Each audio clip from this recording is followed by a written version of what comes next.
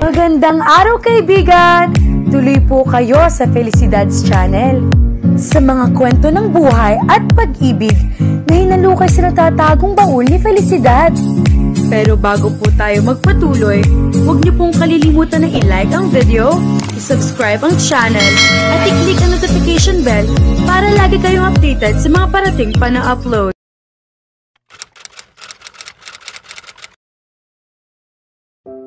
Ngunit bago nagkahugis ang ngiti sa mga labi ni Virgil, ay nakarecover na sa kabiglaanan si Elaine. Ikaw, nula sa bibig ni Elaine, sa tonong halos hindi makapaniwala. Ako nga. At ikaw din, ganting bulalas ni Virgil na sumilay na ang ngiti sa mga labi. Ang uri ng ngiting minsan ay naisip ni Elaine ang ngiting may kakayahang tumunaw kahit pa sa pinakamatigas at pinakamalamig mang yelo. Iniiwas ni Elaine ang kanyang paningin sa mukha ng lalaki. Huwag mong sabihing sinundan mo ako. Maawa ka naman, ayokong maperwisyo uli. Pagkasabi niyon ay lumakad na si Elaine. Mabilis namang umagapay kay Elaine si Virgil. Miss, personally ay wala akong nagawang kasalanan sa iyo. Ani Virgil na ang katuwaan ay sadyang nababaka sa mukha.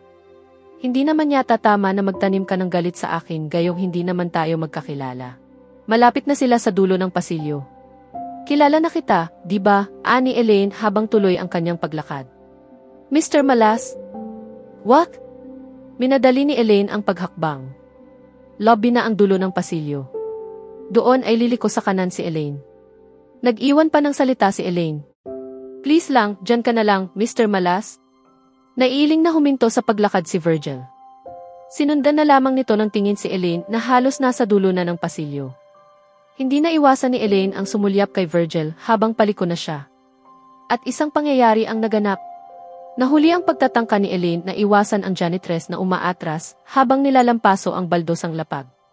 Nabundol ni Elaine ang janitress na dahil nakauklo at sige sa paglalampaso ay napasubsob, nawalan ng balanse.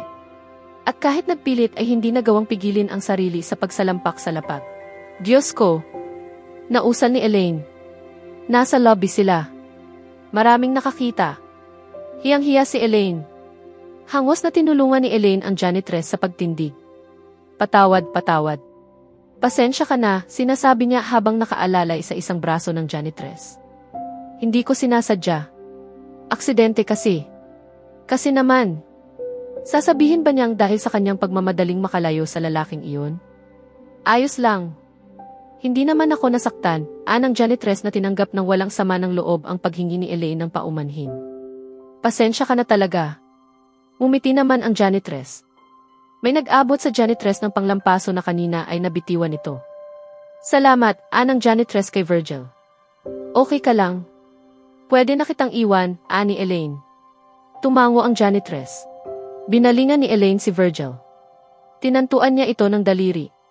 Malas ka talaga sa buhay ko, mahina, halos ay paanas ngunit mariin at pasikmat na sabi niya. Talagang malas ka. At walang lingon likod na lumakad na siya. Sa pinto ng kanilang opisina, bago na itulak ni Elaine pabukas ang pinto ay napasulyap siya sa gawing iyon ng lobby. Naroon pa rin si Virgil. Naiiling bagamat nasa mukha ang katuwan. Napabilis ang pagpasok ni Elaine. Ayaw nang mag-isip ni Elaine kung bakit sa bawat pagkakataong nagkakatagpo sila ng lalaking iyon ay may nagaganap sa kanyang hindi maganda. Ano bang klaseng tao iyon at parang bad omen sa akin?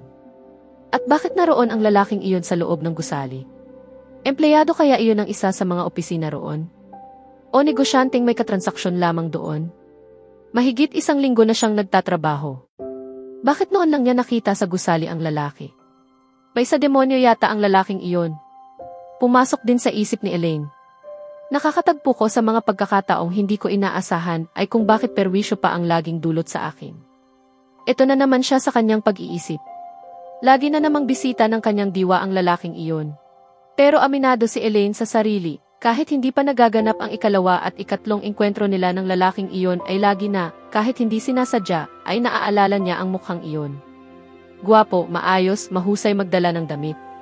May prominenteng biloy sa magkabilang pisngi. At may ngiting lubhang nakakaakit. Tawa ng tawa si Aling Inyang habang ikinukwento ni Elaine sa matanda ang huling engkwentro nila ng lalaking iyon. Kaya nga sana huwag na kaming magkatagpo uli ng lalaking iyon, sabi ni Elaine. Ngunit pagkasabi niyon ay parang may tumutol sa kalooban niya. Ang isipin mo na lang ay parang biro lamang ng pagkakataon ang mga nangyari sa pagitan ninyo. Mas magaang isipin, hindi ba? Makakangiti ka pa at hindi laging bibigat ang loob mo sa tuwing iisiping baka magkaengkwentro na naman kayo ng lalaking iyon ay kung anong malas na naman ang abutin mo, ani Aling Inyang.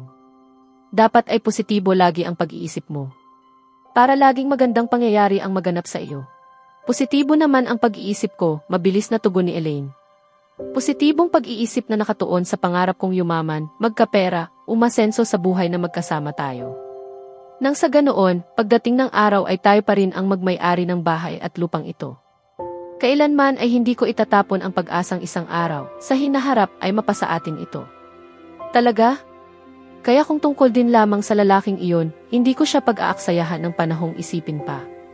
Kaya lang naman siya pumapasok sa isip ko ay dahil nga sa tuwing magkakatagpo kami, minamalas ako. Gwapo, sabi mo, ani Aling Inyang. Oo nga. Maganda ang tindig at mahusay manamit, ayon din sa iyo, nangingiting dugtong ni Aling Inyang. Nasabi ko nga, ani Elaine. Siyempre, kahit asar kayo sa isang tao, mapapansin ninyo pa rin kung anong uri siya, depensa niya sa sarili. At kamo ay may magandang ngiti, hindi ba? Kaswa na dagdag na sabi ni Aling Inyang. Iwas na mahalata ni Elaine na tinutudyo na niya ito. Totoo kasi. Kahit asar ako sa kanya ay hindi naman tama para sa akin na kahit totoong maganda siyang umiti ay sabihin ko sa inyong malahudas kung makangiti siya. Kung asar ka sa kanya, bakit malinaw na malinaw ang description mo sa kanyang pisikal na kaanyuan? Wala akong narinig na pintas patungkol sa kanya maliban sa malas siya sa buhay mo, perwisyo ang dulot sa iyo. Natilihan si Elaine.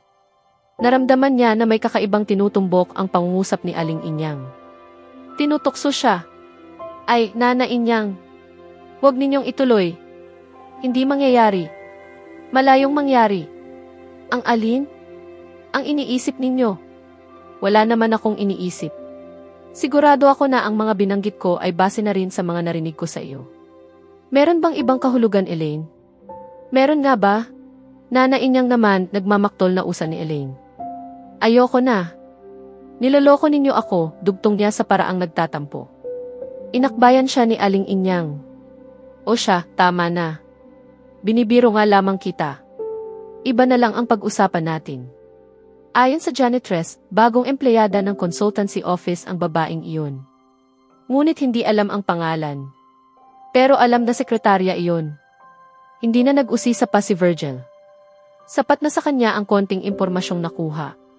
Alam na niya ang kanyang gagawin. Ayaw niyang magpakilala. Ngunit ayos lang iyon kay Virgil. Hinamon niya ang sarili niyang kakayahan. Makikilala rin niya ang babae at malalaman ang pangalan nito sa sarili niyang paraan. Hindi siya magtatanong o hihingi ng tulong sa iba para lang malaman ang pangalan ng babaeng iyon. Ang babaeng iyon. Unang pagkakataong nasilayan niya ang mukha ng babaeng iyon, sa kabila ng hindi magandang sirkumstansya na naging dahilan kaya sila nagkaharap, ay naramdaman agad niya na may malakas na epekto sa kanya ang anyong iyon, ang kilos, ang aktuasyon. Ilang araw makalipas iyon, nagre-rehistro pa ng malinaw sa diwa niya ang buong kaanyuan ng babae. Ang cute at sobrang kaakit-akit. Ikalawang pagkakataon nagkatagpo sila, noon niya naramdaman ang kakaibang pagpintig ng puso niya.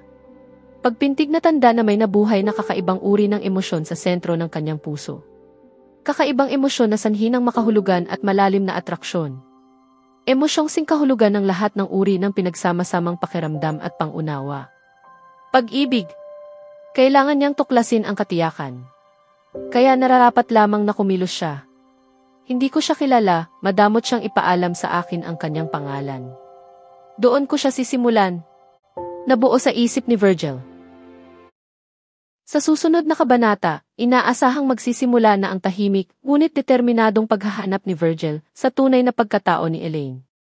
Samantala, unti-unting maguguluhan si Elaine sa damdaming pilit niyang itinatanggi, ngunit patuloy na gumugulo sa kanyang puso.